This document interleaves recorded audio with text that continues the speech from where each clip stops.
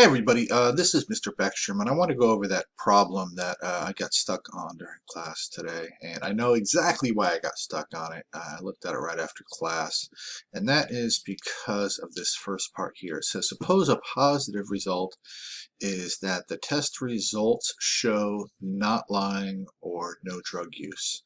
And when I was originally doing this, I was thinking as a positive result as one that was drug use. So I had those reversed. And I think that kind of makes sense that when you think of somebody, if you test positive for a drug test, you would think that that would mean that you're showing that you are testing positive, meaning that you are showing that you're using drugs. But this is saying that basically if you test positive, that means you're passing the drug test. So that means it's showing that you don't use drugs. So I think I just had those two mixed up. So I changed my chart around, and let's see if that helps us answer this question here. So I go back to here, and what I did was I changed the two rows here. I made this one negative, and I put a little, this means that you're testing that you're using drugs, you're basically failing the drug test. And I made this row positive, and this means that you're basically passing the drug test. This is showing that you don't do drugs. Now this column here is people that use drugs, and this people that do not use drugs, right? And then we had started this earlier. We took 1,000 people, 50 of them use drugs, 950 of those don't use drugs.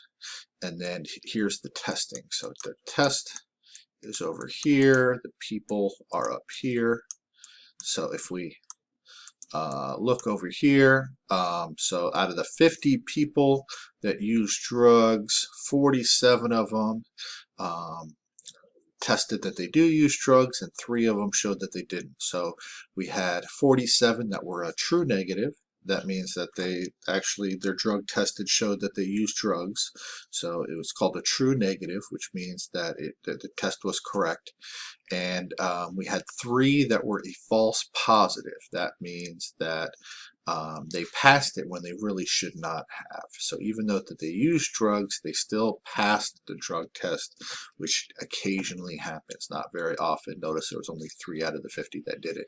Now, out of the 950 people that don't use drugs, 945 of those passed that drug test. The drug test showed that they did not use drugs. That's called a true positive because it's a true test, which means that their drug test showed what they really were, non-drug users.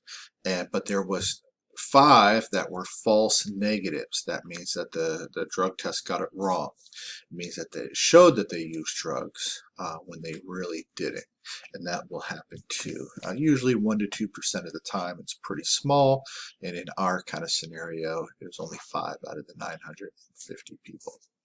All right, so with all this information, let's see what that number A says again. Oops. The A says, number A, the letter A, since the probabilities of both a false negative and a true negative are very low, so false negative and true negative, let's look at those again. So false negative is right here, there's only 5, and a true negative is only 47, so those are both pretty low. The proportion of false negatives to total negatives will be large. False negatives to total negatives. So let's look at false negatives to total negatives. And going back here, so false negatives to the total negatives is going to be pretty large, right?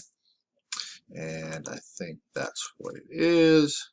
So will be pretty large, right? And yeah, and that's it. And they kind of explain it a little bit right here. So that's what happened before, was that I had those two switched up because I was thinking a positive meant that you showed that you were using drugs, but they had those flipped. All right, if you guys have any questions, let me know, and I hope you have a great rest of your week. Thanks.